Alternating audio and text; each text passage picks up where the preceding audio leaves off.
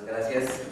Pues antes que nada agradecer la presencia de todas y todos y agradecer la invitación de ASIG, de la Defensoría, de Fundar y pues claro, muy complacido estar hoy acá con todas y todos ustedes y con amigos de hace unos años compartiendo algunas reflexiones sobre este tema de presupuesto y derechos humanos en el caso colombiano y las innovaciones que ha tenido la Corte Constitucional en Colombia para tratar de abordar esta problemática superando las objeciones tradicionales que se formulan cuando los jueces entran a conocer de estos asuntos. Entonces, mi presentación se va a orientar sobre todo a tratar de ver ya en la parte práctica, sentado que los jueces tienen la legitimidad para intervenir en estos asuntos, cuáles son los desafíos que tienen para hacerlo. Llama entonces dogmática jurídica y capacidad remedial, herramientas presupuestarias para la decisión judicial. Lo primero es dar un contexto de por qué resulta esto importante y particularmente importante en el caso colombiano. Este es un gráfico que muestra la participación del 1% más rico de la población en varios países para el año 2008. Según datos de un estudio reciente realizado por la CEPAL. La barra en rojo, que está más allá, que muestra que la participación del 1% más rico llega al 20%, es el caso de Colombia, que supera incluso a casos como los de Estados Unidos, que son los que han desatado esta preocupación reciente, por ejemplo a partir del libro de Piketty sobre los extremos a los que ha llegado la desigualdad en el mundo. Entonces Colombia es campeón en desigualdad en la región más desigual del mundo.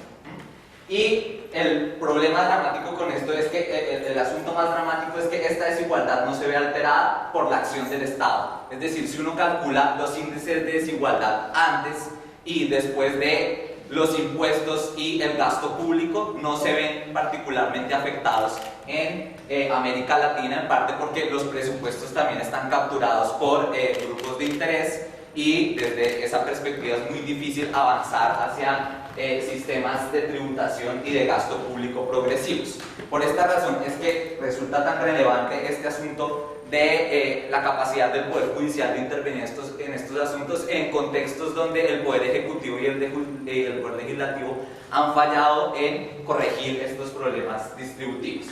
Pero para hacerlo tenemos que tener en cuenta dos objeciones, tomarnos en serio dos objeciones para no creernos, digamos, la idea de que los jueces no pueden intervenir en estos asuntos, sino para responder a ellas adecuadamente y que la intervención judicial salga fortalecida una vez supere estas posibles objeciones. Una de esas es que aun cuando el control judicial de asuntos presupuestarios pueda ser legítimo, parecería muy difícil, por no decir imposible, desarrollar dogmáticas jurídicas adecuadas para detectar cuándo una violación a los derechos humanos se debe a razones presupuestarias, ¿sí? Esta es una objeción que no ha formulado, por ejemplo, Rosenberg o Tara Medich, y ya veremos qué ha hecho la Corte Constitucional colombiana al respecto y qué más se puede hacer en una agenda posterior de investigación. Y la segunda versión que hay que tener en cuenta es que incluso si se pudiera construir una dogmática jurídica adecuada, ¿por qué deberíamos creer que el juez, y a diferencia del Ejecutivo y del Legislativo, podría ofrecer un remedio que esos poderes no han podido identificar para corregir una vulneración a los derechos por razones presupuestarias? Esta objeción la ha formulado Sosten y Holmes, por ejemplo, en esta frase que dice: enfrentado a un problema particularmente apremiante, ¿cómo puede un juez medir su urgencia en comparación con la de otros problemas sociales que compiten por la atención gubernamental y sobre los cuales no sabe casi nada? O sea, ¿cómo podría, al decir un caso particular, tomar en cuenta los límites anuales del gasto gubernamental? ¿Y cómo podría saber que una asignación A o E es mejor que una asignación C en términos de la garantía de derechos? Entonces, la primera objeción voy a intentar responderla mostrando que uno puede construir una teoría normativa de la argumentación jurídica desde la práctica judicial, un poco acogiendo los planteamientos de Neil McCormick al respecto. Y lo voy a hacer para el caso de la Corte Constitucional colombiana, mirando cómo ha resuelto dogmáticamente tres tensiones en particular. La primera tensión es la tensión entre la progresividad y la libertad de configuración del legislador. Ya lo que ha explicado Rodrigo sobre la prohibición de regresividad me va a permitir avanzar mucho más rápido en esto. Colombia, la Corte Constitucional colombiana ha aplicado el test de no regresividad a varias decisiones judiciales, pero con estilo propio. Digamos, el test de no regresividad en Colombia lo incorpora la Corte a la jurisprudencia a partir de la lectura del derecho internacional de los derechos humanos, pero le da una eficacia en el ordenamiento jurídico nacional a partir de unos criterios que ella misma desarrolla. Esos criterios los ha desarrollado en 3 etapas. Una primera etapa consideraba que la no regresividad era una mera expectativa que consagraba la Constitución que no debería ser protegida judicialmente. De esa etapa es, por ejemplo, la sentencia C-168-2005, que revisó una reforma pensional en Colombia que disminuyó la edad de jubilación y aumentó el número de, aumentó la edad de jubilación y aumentó el número de semanas cotizadas para pensionarse. Y entonces la Corte dijo, el legislador tiene una amplia configuración para poder modificar expectativas legítimas del derecho a la pensión de acuerdo a sus propios criterios. Y aquí no se puede argumentar que esto es una medida regresiva para tratar de declararla inconstitucional. Esa fue una primera etapa. Digamos, luego pasó a una etapa que se iba al otro extremo, es decir, la no regresividad no es justiciable, a decir, la no regresividad es justiciable en todos los casos más allá de cualquier consideración. O sea, bastaba simplemente comprobar entonces que una medida era regresiva respecto a la medida anterior para ya lograr entonces un pronunciamiento de la Corte en el sentido de declarar la inexequibilidad de esa medida. Ejemplos de esas sentencias son la C-1165-2000 y la C-754-2004. Esto desató una polémica en Colombia porque se considera entonces que la Corte estaba petrificando las normas y no admitiendo ninguna clase de consideración para cambiar algunas disposiciones de regulación de regímenes de derechos prestacionales, incluso cuando había razones poderosas para hacerlo. Por ejemplo, el hecho de que una regulación, aunque significara un retroceso, se hiciera con el ánimo de desarrollar otros derechos constitucionales que entraban en tensión con el derecho sobre el cual se retrocedía.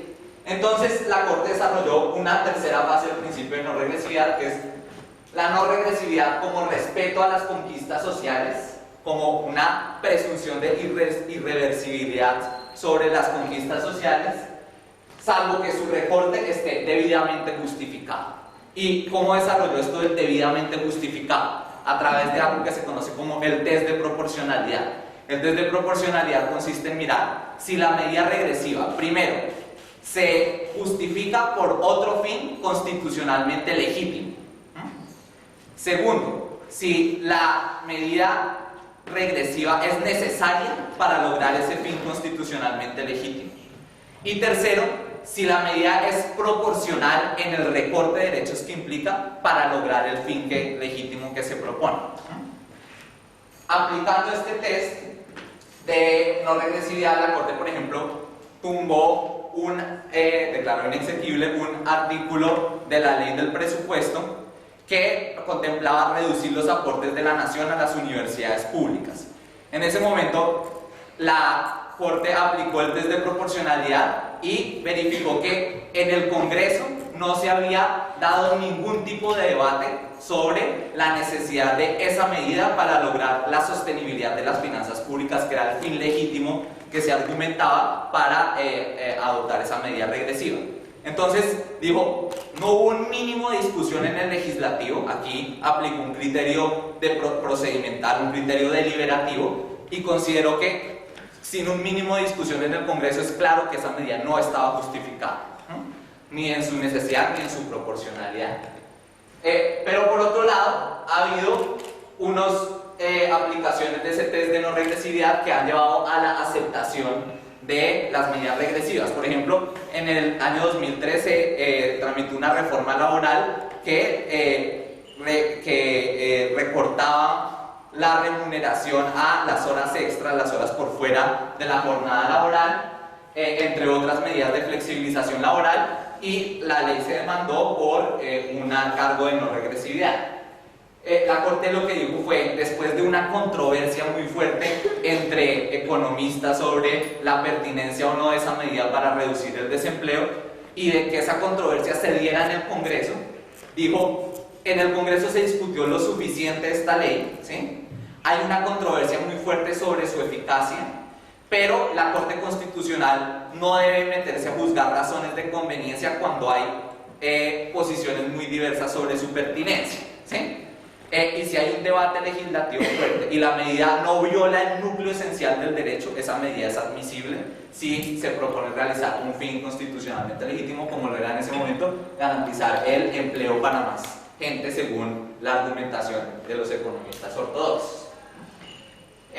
Pero a través de este test de no regresividad se ha logrado frenar los intentos del gobierno por reversar conquistas sociales a partir de una argumentación judicial bien elaborada incluso yo diría, esto ha servido para enriquecer el debate legislativo, porque ya el Congreso sabe que en caso de que adopte una medida regresiva sin una fuerte deliberación, no va a poder hacer que esa ley pase, porque en la revisión de constitucionalidad se va a declarar inconstitucional y por lo tanto ha enriquecido el debate legislativo, digamos, ha generado un cambio del comportamiento estratégico de los actores producto de esta jurisprudencia.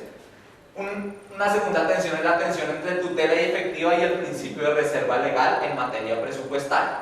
¿Eso qué significa? Si los jueces deben, para proteger derechos, ordenar que se realicen ciertos gastos o ordenar medidas que impliquen gastos, esos gastos no se deciden entonces por el poder legislativo, sino por el poder judicial. O sea, se apartan en principio de esa idea de que no puede haber gastos sin una representación y sin una decisión por parte del organismo depositario de esa representación, que es el Congreso. Eso, digamos, ha llevado a que la Corte desarrolle unos criterios de cuándo es posible embargar parcialmente los presupuestos para cumplir decisiones judiciales. Entonces, decantando esa jurisprudencia, ha dicho, si tras 18 meses de incumplimiento para ciertos derechos, como el caso de los derechos laborales, no hay una respuesta favorable del órgano comprometido con el cumplimiento, entonces se pueden embargar parcialmente las rentas de los presupuestos locales, pero no rentas que puedan generar una afectación mayor sobre otros derechos, como por ejemplo las rentas de transferencias del nivel nacional a los municipios o a los departamentos, que son rentas que se orientan al derecho a la salud y a la educación y que esas sí sean consideradas embargables por la Corte Constitucional. Y una tercera, la tensión entre el contenido de los derechos y las realidades fiscales del Estado. Ahí hay una sentencia clave que es la T-177 de 1999, que es de un enfermo de VIH que no estaba afiliado al sistema de salud, fue a solicitar atención en un centro médico, le dijeron que por no estar afiliado no podían dársela, luego corrigieron y dijeron, sí le podemos dar atención, pero usted tiene que costearse sus propios medicamentos. La persona puso una tutela y en el transcurso de la tutela la persona falleció. La Corte Constitucional lo que decía ahí es, la decisión de asignación de recursos para la atención a las personas no puede, tiene que adaptarse a los derechos y no pretender que la persona se adapte a las deficiencias del sistema de asignación de los recursos en el sector de salud, en el sector salud. Entonces, digamos, ahí la Corte claramente define un criterio de decir, las realidades fiscales del Estado, conservadoras por lo general, no se puede pretender que tenga la Constitución que empobrecerse y adaptarse a esas realidades fiscales en vez de que esas realidades fiscales se adapten a los postulados constitucionales. Bueno, después de esto, de este análisis de cómo ha resuelto la Corte estas tensiones, quisiera proponer una idea de cómo se puede seguir avanzando en identificar una dogmática adecuada para resolver este tipo de casos. Entonces, digamos, aquí propongo una caracterización del tipo de vulneraciones a los derechos por razones presupuestarias combinando dos tipos de variables. Primero, ¿Cuál es la falla presupuestaria que está comprometida en la vulneración? Si un asunto de insuficiencia de recursos, un asunto de ineficiencia en el gasto o un asunto de inequidad en la distribución. Y eso combinado con el tipo de obligaciones básicas en derechos humanos que tienen los estados: respetar, proteger o cumplir, garantizar. Eso nos da distintos tipos de tipología, digamos, distintos tipos de vulneraciones a los derechos por razones presupuestarias que deberían ameritar un tratamiento en los remedios que se ofrezcan también diferente. Y aquí, esto no voy a entrar en detalle, pero simplemente para decir, frente a cada una de esas vulneraciones uno podría diseñar indicadores para identificar cuándo esas vulneraciones se presentan con base en la información disponible. Este es un trabajo que hicimos con Rodrigo Primi sobre una propuesta de decisión judicial de metodología para la identificación de vulneraciones por razones presupuestarias en el escenario judicial, que muy pronto podrán, si están interesados, consultar en la página de Justicia. Bueno, el segundo problema entonces es el de la capacidad remedial. O sea, suponiendo que tenemos una dogmática jurídica adecuada para identificar cuándo las vulneraciones a los derechos se deben a asuntos presupuestarios, cuándo se deben a razones presupuestarias, el tema que queda pendiente es también, bueno, ¿y cuál es el tipo de remedio que puede dar el juez para realmente corregir esas violaciones a los derechos? ¿Sí? Que es un asunto muy complejo. O sea, las vulneraciones a los derechos que se ven a razones presupuestarias, por lo general, son asuntos en los que la decisión que corrige la vulneración, las acciones que corrigen la vulneración, no son fácilmente identificables. Ahí hay un problema difícil para el juez de decir, bueno, estas, por ejemplo, particularmente en los casos estructurales, estas violaciones, mediante qué tipo de acciones por parte de la administración pública podrían corregirse. ¿Sí? Entonces, aquí lo que se propone es un modelo de estructurar, de un modelo de diseñar las órdenes a partir de las cuales los jueces podrían remediar este tipo de vulneraciones.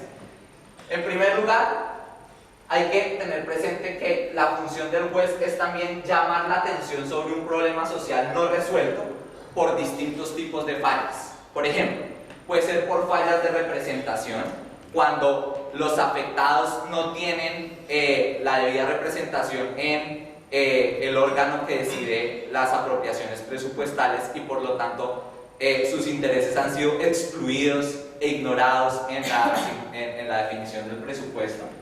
Puede ser por fallas de información, por ejemplo, cuando el Estado falla en identificar la situación de vulnerabilidad de determinados grupos porque no existe información sobre esa situación, y al no haber una visibilización del problema, pues tampoco hay una posibilidad de asignar recursos para corregirlo.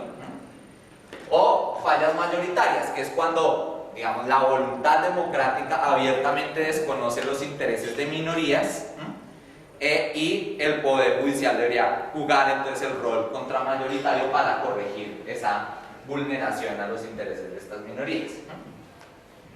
Entonces hay que tener presente que una de las funciones de la decisión judicial es llamar la atención sobre un problema social no resuelto. Lo segundo es definir unos parámetros mínimos para buscar una solución. Es aquello por lo que ha optado la Corte Constitucional en casos estructurales difíciles como la falla de política pública que había para la atención a los más de, hoy en día, 6 millones de personas desplazadas en Colombia. La Corte ahí dijo, la política pública ha fallado en brindarle una atención adecuada a estas personas, incluido, digamos, el problema de asignaciones presupuestarias insuficientes, y por lo tanto lo que va a hacer la Corte es definir una serie de parámetros mínimos para la estructuración de una nueva política, pero no decir qué política es la que tiene que aplicar. O sea, hay un margen de maniobra para el gobierno dentro de unos parámetros mínimos. Lo tercero es impulsar las voces de excluidos y afectados por la decisión en el debate democrático. Es decir, el Poder Judicial más que identificar cuál es la solución exacta, debería también fortalecer la participación y la voz de quienes hasta ahora han estado excluidos, pero son los afectados por esas decisiones. En cuarta medida, involucrar actores que puedan ampliar la capacidad deliberativa y la inteligencia social para resolver un problema. Es decir, también la deficiencia en la resolución de problemas y de asignaciones presupuestarias injustas no solamente se debe, aunque sí en muchas ocasiones, a fallas de voluntad política, pero también puede ocurrir que, digamos, no hay la suficiente inteligencia social aplicada a la resolución de esos problemas, ¿sí? Entonces, ¿cómo las cortes pueden fortalecer esa inteligencia social involucrando a expertos, involucrando a los afectados, propiciando discusiones más abiertas en la sociedad civil, entre la sociedad civil y el gobierno para resolver esos problemas, digamos, cómo propicia una jurisprudencia dialógica, ¿no? Y en quinta medida, cómo la Corte racionaliza la implementación de las políticas públicas para remediar la situación, por ejemplo, a través del monitoreo periódico de los avances. Eso también lo ha hecho la Corte Constitucional en Colombia. Entonces ha pedido a grupos de expertos de la sociedad civil que, por ejemplo, en el caso de las familias desplazadas, diseñen indicadores para monitorear cómo evoluciona la situación de las familias desplazadas con la nueva política pública que se diseñara a partir de la sentencia de la Corte. Y eso le ha permitido a la Corte hacer un seguimiento muy informado de la evolución de esas políticas y tratar de identificar cuáles son las fallas precisas, ¿sí? Entonces, como una estrategia de seguimiento adecuada puede racionalizar la implementación de esas políticas públicas. Bueno, y como conclusión, entonces quisiera simplemente dejar la idea de que aquí solamente en esta exposición he dado algunas ideas de cómo en el escenario judicial puede fortalecerse esa lucha por armonizar presupuesto con derechos humanos, pero la estrategia judicial siempre será una estrategia reactiva, una estrategia incompleta para hacer una armonización adecuada entre estos dos aspectos y debe combinarse con otro tipo de estrategias. Digamos, aquí quisiera rescatar una idea de Amartya Sen para mirar toda las posibilidades que existen en materia del uso del discurso de derechos humanos para transformar este tipo de técnicas, de acciones estatales que han estado divorciadas de esos enfoques de derechos. Entonces dice Amartya Sen, los derechos humanos pueden servir como motivación de muchas actividades, desde la legislación y la aplicación de la ley hasta la acción ciudadana y la agitación pública frente a las violaciones de derechos. La ética de los derechos humanos puede ser muy efectiva a través de una variedad de instrumentos interrelacionados y una versatilidad de medios y métodos, incluido, por supuesto, la reestructuración, por ejemplo, de todas las etapas del ciclo presupuestario, con un enfoque más participativo, con un enfoque que tenga en cuenta cuáles son las restricciones que imponen las obligaciones jurídicas del Estado en materia de derechos humanos para la formulación de los presupuestos. Y bajo la idea de una persona que creo que ha sido mentor de los que hemos entrado en este tema, o por lo menos ese fue mi caso, que es Horacio Corti, es que el presupuesto es un instrumento para la realización de los derechos y no una técnica para menoscabarlos. Bueno, muchas gracias.